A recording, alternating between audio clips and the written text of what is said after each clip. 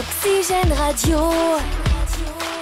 Club Oxygène, le mag, tous les vendredis 19h sur Oxygène Radio. Eh bien bonsoir à tous et bienvenue dans votre émission 100% sport, évidemment 100% en joue Club Oxygène. Ce soir on a l'honneur pour la deuxième émission de recevoir Jean-Benoît Portier, président du SCO Rugby. Bonsoir Jean-Benoît. Bonsoir. Il va nous parler évidemment de son club, de la Coupe du Monde, vous ne l'avez pas manqué, c'est la Coupe du Monde de rugby en France, ici, jusqu'au mois d'octobre. On parlera de tout ça, mais tout de suite, sommaire. Club Oxygène, le sommaire. Dans le sommaire ce soir, évidemment, le SCO Rugby avec Jean-Benoît Portier qui est avec nous, président du club. On parlera aussi du hand. Les hommes d'Issam Tej jouent ce week-end. Puis on parlera évidemment du SCO d'Angers qui est là ce week-end et qui se déplacera à Rodez. Mais tout de suite, l'invité. Club Oxygène, l'invité. Jean-Benoît Portier, alors évidemment président du SCO, est-ce que vous pouvez nous présenter un petit peu le SCO Rugby, ce que ça représente en termes de licenciés, en termes d'école de rugby, les catégories dans lesquelles vous jouez? D'accord, SCO Rugby, club centenaire, club de plus de 600 licenciés, donc fait partie des 30 plus gros clubs français en termes d'effectifs, club formateur, avec une école de rugby 3 étoiles, avec un centre d'entraînement labellisé, joue actuellement en Fédéral 3.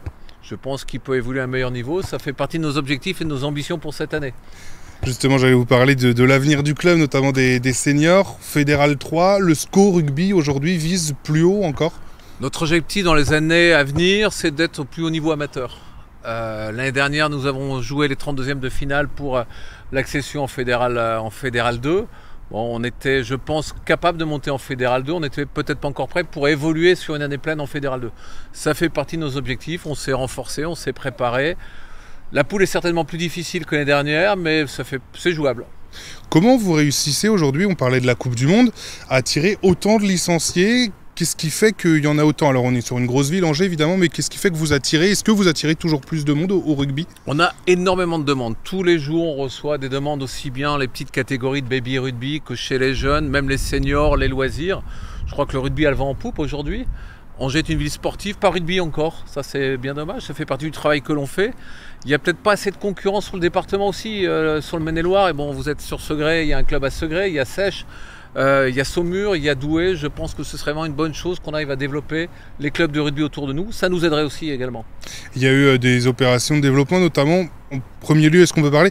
Vous communiquez beaucoup, les réseaux sociaux, il y a quelqu'un qui est là pour s'en occuper. C'est important aujourd'hui pour développer, même dans un club entre guillemets petit de Fédéral 3, mais qui est grand, même si ça joue en Fédéral 3. Mais c'est important de communiquer toujours pour attirer du monde? C'est important. Aujourd'hui, le rugby est encore amateur, mais nécessite de gros moyens. Pourquoi? Parce que quand vous avez 600 licenciés, il faut 40 éducateurs. On a des salariés, il y a des frais de déplacement. Le budget du club est passé en 5-6 ans de 250 000 à 650 000 euros. Donc ça montre bien qu'il faut quand même de gros moyens. Donc il faut communiquer, il faut avoir des entreprises partenaires, il faut aller chercher l'argent aussi et de quoi vivre, faire vivre le club. Vous me tendez une perche avec les partenaires. On sait que vous êtes très proche du Stade Rochelais, des joueurs. Le Stade Rochelais est venu jouer récemment ici à Angers.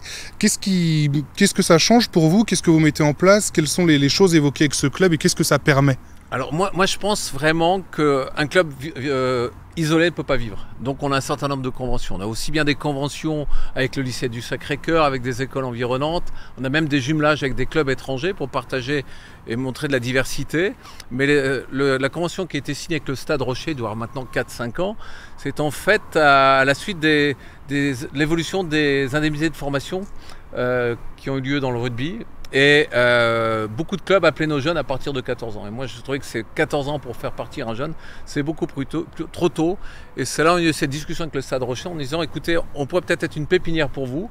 Et donc, on suit les jeunes avec eux, on fait de la détection, on fait de la formation, on suit nos éducateurs, on travaille avec eux. Et l'objectif, c'est d'avoir 1 ou 2 joueurs par année, par an qui puissent partir chez eux, ceux qui ont éventuellement une chance d'être professionnels un jour, qui ont le potentiel. C'est pas pour ça qu'on devient professionnel d'ailleurs. Comment on forme ces jeunes justement ici au SCO Rugby? Quel encadrement vous mettez en place? Je sais qu'il y a des élèves qui ont des emplois du temps aménagés pour venir s'entraîner en semaine. Qu'est-ce qui se fait ici? On a donc, déjà cette école labellisée 3 étoiles, école de rugby. Les jeunes sont bien suivis. On a ce qu'on appelle une préparation des jeunes pour ceux qui ont 14 ans. Et après, on a le centre d'entraînement labellisé, où on a justement des horaires aménagés avec le lycée du Sacré-Cœur. On a une convention avec eux qui permettent à des jeunes d'avoir des horaires un peu plus souples. Mais en même temps, on est très exigeant, on a un suivi scolaire des jeunes, mais ça leur permet de pratiquer. Et les jeunes ont jusqu'à 5 entraînements par semaine. D'accord. Ce qui est assez intense. Ouais, et avec comme but, vous, c'est de former des rugbyman professionnels ici au SCO? Alors, c'est pas de former.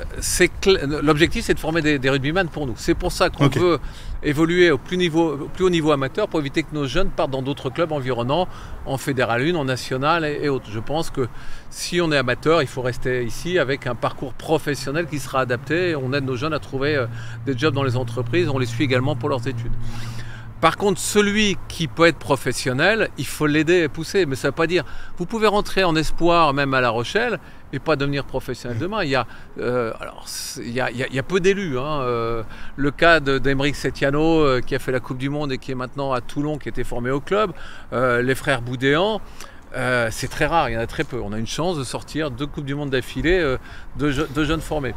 Donc je crois qu'il faut d'abord expliquer aux jeunes qu'il faut beaucoup travailler. Il faut un équilibre études-sport.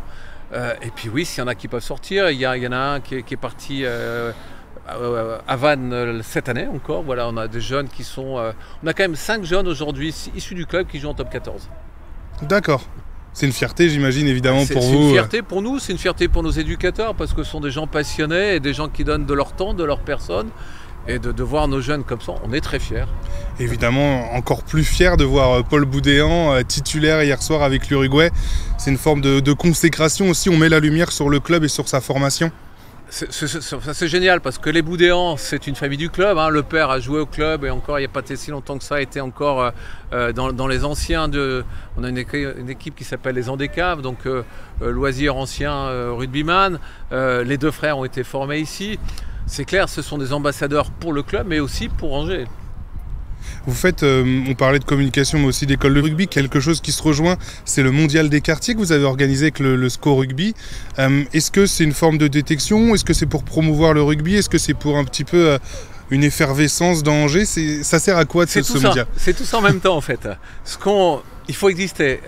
Et c'est vrai que la politique qu'on a engagée, même si on est centenaire, on a une dynamique depuis, je dirais, 5-6 ans. Angers est très sportif, mais c'est le foot. On parlait d'école de foot, école de rugby, mais c'est le foot, c'est le basket, c'est le hockey. Et donc pour se faire une place, il faut se démarquer des autres.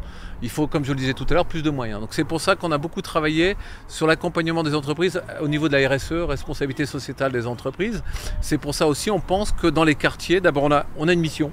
Je pense que la mission du rugby, c'est d'accueillir tout le monde et de donner la chance à tout le monde. C'est de faire partager des notions de règles, de respect. C'est pour ça qu'on travaille beaucoup sur les quartiers. Et donc ce mondial, qui est une idée très originale du club, puisqu'on a intégré aussi bien les jeunes des quartiers, de tous les quartiers de la ville d'Angers, et aussi Trélazé, les jeunes de 12-15 ans, une classe par école, donc 8 écoles également sur Angers, le milieu universitaire et les grandes écoles, le milieu de l'entreprise, le milieu des corps constitués, puisqu'on avait la police, la gendarmerie, les pompiers, l'armée étaient là, et le milieu des élus. On a brassé tous ces gens-là, on a débaptisé les quartiers pour leur donner, ils ont porté les couleurs d'un pays, et donc voilà, pendant 4 mois, on a pratiqué le rugby, on a mis la culture au centre du projet également, que chaque école a travaillé sur ceux qui avaient l'Angleterre, on travaillait sur l'hymne anglais, sur la culture anglaise, sur le sport en Angleterre, sur le foot anglais, et ainsi de suite. Donc voilà, le but, c'était ça. C'était une vraie réussite, puisque c'est plus de 600 heures de pratique de rugby. Et puis c'est un tel succès que la ministre des Sports, Amélie Oudéa-Castéra, est venue spécialement à Angers. Donc vous voyez qu'on est quand même ambassadeur de la ville d'Angers, venu spécialement à Angers pour souligner le projet et appuyer le projet. Ça permet aussi de montrer le rugby, qui est un sport, évidemment, quand on est novice, qu'on le regarde à la télé, complexe à comprendre. Comment vous faites pour le rendre attractif, pour que les gens comprennent et se disent « je veux jouer à ça ». Faut quand même avoir une notion de ce sport. Alors, la chance, c'est qu'on a des éducateurs assez géniaux.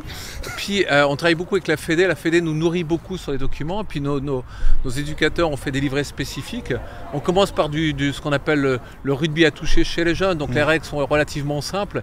Et on l'a vu, il y avait 250 gamins quand la ministre est venue.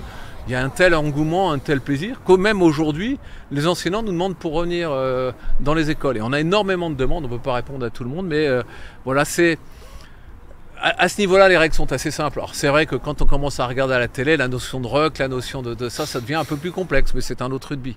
Celui qu'on voit à la télé n'est pas forcément celui qu'on pratique. Ouais. Il faut rassurer les parents aussi, quoi. L'engagement n'est pas le même. Heureusement. Alors pour parler un peu plus de vous et de vos engagements, vous étiez sur la liste La Voix des clubs à l'élection de la FFR, la Fédération Française de Rugby.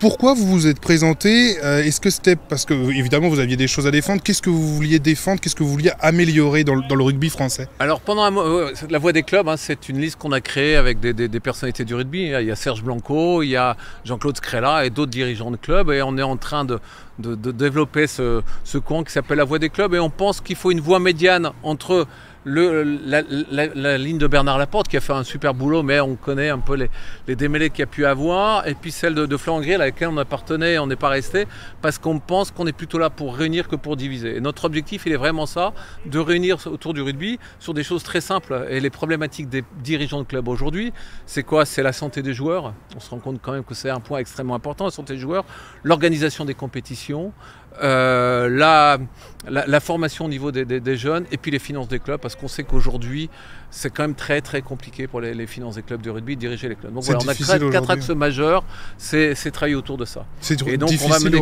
aujourd'hui les finances des clubs, les petits clubs, est-ce qu'ils sont tirés par le haut ou au contraire c'est dur? C'est très difficile. Alors chaque petit club, on joue chacun à notre niveau, mais c'est très compliqué. Vous avez des frais de transport, vous avez frais de déplacement, les licences ne sont pas données, c'est compliqué.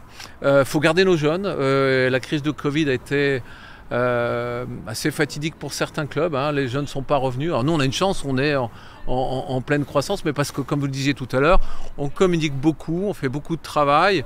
On a la chance d'avoir un milieu universitaire aussi, 43 000 étudiants à Angers, ça amène forcément des gens, une ville dynamique d'un point de vue économique. Mais certaines régions, certains clubs souffrent, donc oui, c'est assez compliqué. Donc notre objectif, c'est de rassembler avec nous les dirigeants des clubs pour écouter leurs problématiques. L'autre problème aussi, on ne peut pas parler que de problèmes, il y a plein de joie dans le rugby, il y a plein de plaisir, mais il y a des difficultés, c'est d'avoir des bénévoles pour nous accompagner. Puisqu'on est encore dans un sport amateur, il faut des bénévoles. Le bénévolat est un peu plus compliqué aujourd'hui, mais on y arrive, quoi, on les voit. Pour finir sur vous, toujours, vous êtes président du club, vous travaillez évidemment comme tout le monde. Comment on fait pour concilier un emploi du temps? On a eu du mal à trouver ce moment justement pour cette émission. Comment on fait pour toujours réussir à tout concilier dans sa vie? Je ne sais pas si j'ai réussi à tout concilier. J'ai la chance d'avoir vendu mon entreprise il y a 10 ans. Et on est venu me chercher il y a quelques années au club. Mais c'est vrai que j'étais vice-président de la chambre de commerce, j'étais président de l'école d'ingénieur, j'étais président du club ici. Je garde ma passion. C'est pour ça que j'ai gardé le poste de président du club d'Angers, mais c'est un plein temps. C'est vraiment un plein temps. Donc je ne sais pas comment font les autres présidents d'autres clubs qui ont une activité professionnelle à côté. Moi, j'ai cette chance d'avoir vendu mon entreprise, et puis j'ai beaucoup de chance d'avoir une équipe autour de nous, quoi. On a un comité directeur d'une 20aine de personnes, on a des gens passionnés. Donc quand vous avez un projet, quand vous faites... c'est vrai qu'on a de la chance, il se passe toujours quelque chose, peut-être trop de choses au club, mais donc voilà, c'est un plein temps, c'est de la passion et c'est surtout une équipe. Et pour continuer à en apprendre un petit peu plus sur vous, Jean-Benoît Portier, je propose tout de suite de passer à l'interview flash. Club Oxygène, l'interview flash. Alors on vous pose des questions en 2 minutes, tu réponds très rapidement, il n'y a pas besoin de réfléchir. Pour commencer, le rituel avant les matchs du SCO ou pendant les matchs du SCO? Je tiens pas en place, donc je tourne autour du terrain. Gagner la Coupe du Monde ou le championnat de Fédéral 3 avec le SCO?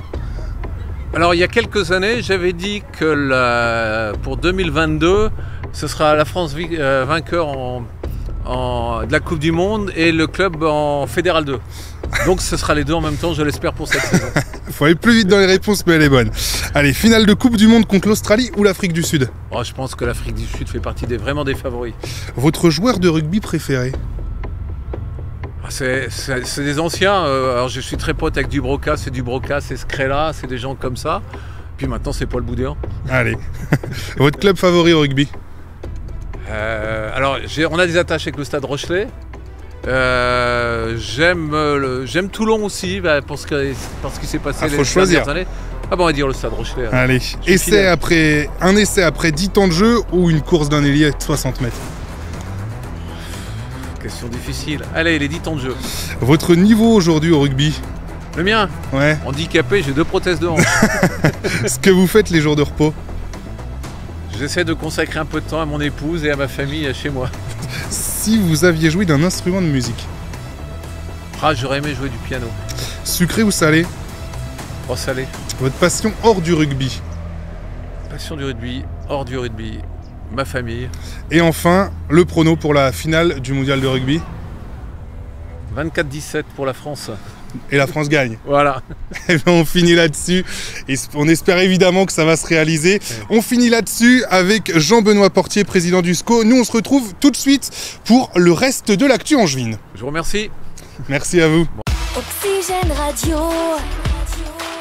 Club Oxygène, le MAG, tous les vendredis 19h sur Oxygène Radio.